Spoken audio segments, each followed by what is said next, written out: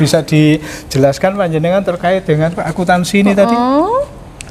Studi kasus ya akuntansi ini ketika kita kaitkan dengan pembelajaran yang kontekstual, deep learning, bermakna, menyenangkan, itu dos pundi kalau menurut panjenengan dari expertnya? Oh ya. Halo rekan-rekan semuanya, perkenalkan saya Niken dari Cipta Sarana Cendekia Malang ya. Hari ini ketemu dengan Bapak Syukur, alhamdulillah bersyukur ya. Baik Bapak, kalau akuntansi sendiri memang katanya ini jurusan yang monoton ya, apalagi pajak dikit-dikit berubah, aduh sulit. Nah, gimana caranya supaya adik-adik, teman-teman guru-guru di SMK itu bisa konteksnya itu belajar akuntansi bisa menyenangkan, sesuai sama yang dibutuhkan di dunia industri. Jadi kita yang pertama kita arahkan untuk transaksinya jangan kayak tulis ketik gitu aja Bu, enggak, aslinya tuh enggak gini Bu, berasal dari fakturnya kita buat replikanya istilahnya, jadi anak-anak bisa tahu oh bentuknya faktur tuh gini, oh kalau bayar pajak itu buktinya ada e-billingnya ya, itu salah satu cara agar anak-anak itu tertarik dengan akuntansi dan belajar akuntansi itu ya nggak monoton tapi bervariasi loh dan menyenangkan. Oh ternyata realnya saya dikenakan PPN ya, saya baru tahu kayak gitu. Seperti itu, dan masih banyak lagi sih Pak cara-caranya untuk membuat akuntansi itu jadi menyenangkan dan tentunya sesuai dengan standar di industri gitu. Dan yang membuat Pak ini, kalau saya boleh jujur, yang membuat bukti transaksi real dari Cipta Sarana Cendekia semuanya anak SMK. Kebetulan di Cipta itu ada anak-anak magang Bapak, setiap bulan kecuali puasa sama lebaran sekitar 200 anak. Nah, mereka-mereka itu yang kita beberapa tim yang saya pilih khusus untuk tim pembuat, Dek ini saya ada faktur ya, minta tolong kamu replikakan persis dan bisa diedit. Bisa. Mereka itu hebat. Tepuk tangan dong buat SMK. Gitu iya, Bapak. Iya. Kemudian angkanya ini, jadi Ibu tadi kan juga sempat ketika bicara transaksi supaya anak nggak melanglang buana ke sana kemari ya. Makanya kita kontekstualkan transaksinya yang dialami anak-anak kehidupan sehari-hari.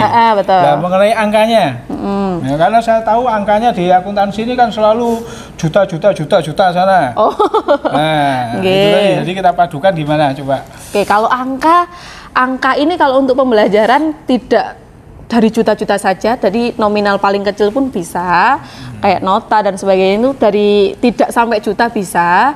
Dan angka kalau untuk pembelajaran itu tetap pedomannya seperti real tadi yang saya sampaikan Bapak ini ya, buktinya fakturnya kayak gini, kamu buat seperti ini, fakturnya direplikakan. Kalau untuk pembelajaran itu bisa estimasi atau diubah angka-angkanya, tapi tetap sesuai dengan yang realnya, ada pedomannya seperti itu. Terkait dengan gurunya sekarang Bu, kira-kira menurut panjenengan apa yang dibutuhkan oleh guru-guru akuntansi ini sehingga bisa mengikuti perkembangan perakuntansian dan juga perkembangan kurikulum, perkembangan zaman itu gimana coba? Betul Bapak, yang dibutuhkan oleh guru-guru akuntansi ya khususnya ya Bapak Ibu, yang pertama adalah selalu update terkait akuntansi dan perpajakan karena sangat luar biasa sekali Bapak ini perkembangannya akuntansi, terutama apalagi di pajak. Jadi selalu mengikuti aturan, mengikuti perkembangan, boleh belajar secara mandiri di sekolah, ada internet, kita bisa lihat di DJP online, bisa lihat di websitenya IAI dan sebagainya, atau Bapak Ibu bisa berkolaborasi dengan industri. Industri kan yang tahu persisnya di dunia kerja seperti apa, itu bisa berkolaborasi. Oh di industri kayak gini-gini, oh ternyata beda ya dengan pembelajaran di sekolah. Bisa juga Pak melalui kegiatan magang dan sinkronisasi kurikulum. Betul. Bersama industri. Contoh misalnya begini Bu, realnya ya. Realnya ketika kita belajar di sekolah, belajar akuntansi supaya anak-anak ini kontekstual transaksinya dan angkanya. Maka ketika anak-anak dalam proses belajar ini kita tempatkan atau dia mengerjakan akuntansinya, transaksinya kantin, transaksinya toko sekolah, transaksinya gitu, boleh enggak? Boleh sekali. Akuntansi itu bisa dimulai dari kegiatan sehari-hari belajarnya. Akuntansi itu ilmu pasti Bapak, jadi bisa dikaitkan dari kehidupan sehari-hari, bisa. Ayo kamu dapat belajarnya konsep ya Pak ya, akuntansi bukan menghafal. Kalau mau dapat uang saku dari ibu, jurnalnya gimana? Itu bisa. Jadi dikaitkan dengan kehidupan sehari. Kamu beli bunga buat pacarmu, jurnalnya apa? Saya pendapat beban bunga pada kas. Loh, kenapa kok ke beban? Pilihannya dua, kalau nggak ke beban, ke investasi. Kalau beban berarti pacarmu tidak ada manfaat di masa yang akan datang, karena itu sifatnya beban. Kalau investasi iya, jadi dikaitkan, jadi menyenangkan belajarnya. Kalau saya masukkan ke investasi, maka pacarnya nanti ya punya manfaat di masa yang akan datang. Jadi konsepnya kalau belajar akuntansi dengan konsep pemahaman, bukan menghafal, seperti itu. Dari sehari-hari bisa itu, Pak. Oke. Begitu ya Bapak Ibu ya. Jadi tidak mengulangi lagi Cak Syukur kalau datang ke sekolah ya. Jadi guru harus mengikuti perkembangan, ya harus update. Kemudian pembelajarannya, istilahnya sekarang deep learning ya.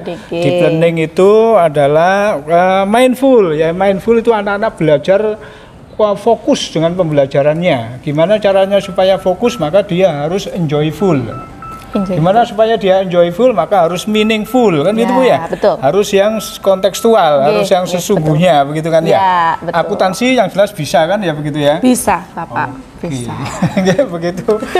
Terima kasih Bu. Kali Bu Sinten mau?